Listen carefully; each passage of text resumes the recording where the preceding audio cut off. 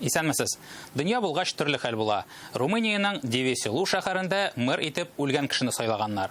57 яшьлек Ион Алиман сайлауга 10 көн кала коронавирустан китеп бара. Бюллетеннар инде әзер була, ә яңа кандидат тәкъдим итәргә вакыт калмый.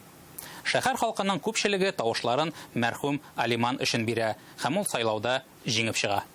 Хәзер сайлауны яңадан үткәрмәкчеләр. Шуңа да карамастан, шәһәр халкы шул ук көнне мәрхүм җиңүче кабере янына килә. Чәчәкләр салалар, котлыйлар һәм кул чабалар.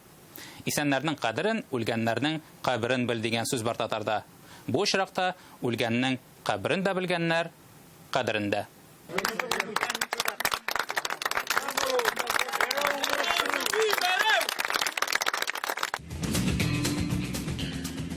Кострома өлкәсендәге сайлауда да кызык килеп чыккан. Җыештыручы булып эшләүче 35 яшьлек хатынны җирле үзидарә башлыгы итеп сайлыйлар. Үз кандидатурасын ул техник рәвештә генә тәкъдим итә, кеше саны өчен. Элекеге башлык шулай сораган янәсе. Әмма элекеге җитәкчедән халык шул кадәр туйган булса кирәк, альтернатив тавыш биргәннәр. Мин идарә итүдә берни аңламыйм, әмма эшләп карарга тырышырмын инде дигән җыештыручы хатын. Сюжет, да? Я вот сейчас роман пишу. Здравствуйте, Алексей Петрович. Да уж мы виделись сегодня. Да, а я вот тут с молодежью беседую, пока полы сохнут. Ну, здравствуйте, ребята. Ворона. Ермаков.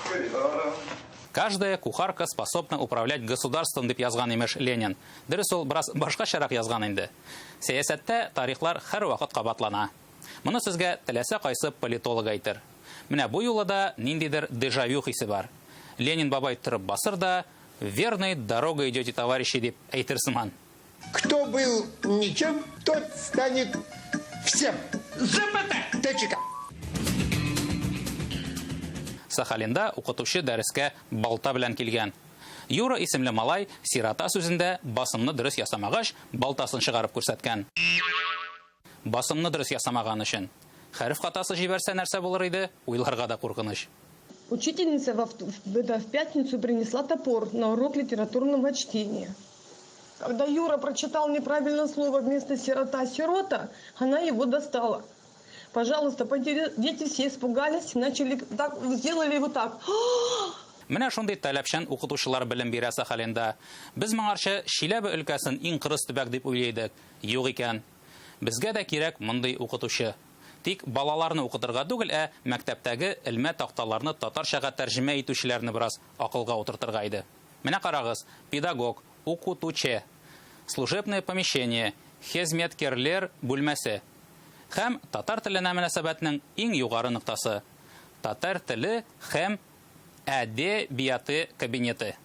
Сахалиннарга әйтәм, җибәрегез әле безгә теге укытучыгызны. Сумкасыннан балтасының сабын гына булса да чыгарып күрсәтсен иде.